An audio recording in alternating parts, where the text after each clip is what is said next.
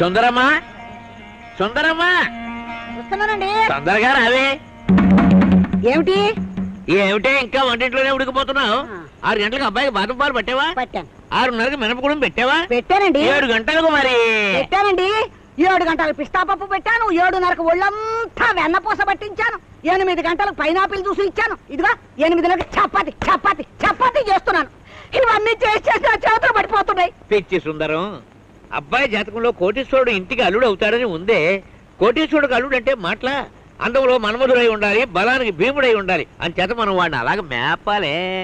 మీ జాతక ప్రకారం వాడు కోటీశ్వరుడు ఎప్పుడు అవుతాడో గాని వాడికి పెట్టే ఖర్చు చూస్తుంటే ఆఖరికి మనం బస్ స్టాండ్ లో బిచ్చగాల వేయటట్టున్నాం. నోర్మయ్, జ్యోతిష్ శాస్త్రాన్ని శంకించావంటే నీ 5వ తనం తప్పగలే వెళ్ళిపోతుంది. రామరామ అవేం మాట్లాడి. అయ్యయ్యో, ఎక్కడ మా జాతక పుత్రుడు ఎక్కడ? అదిగో ఆ గదిలో కష్టాలు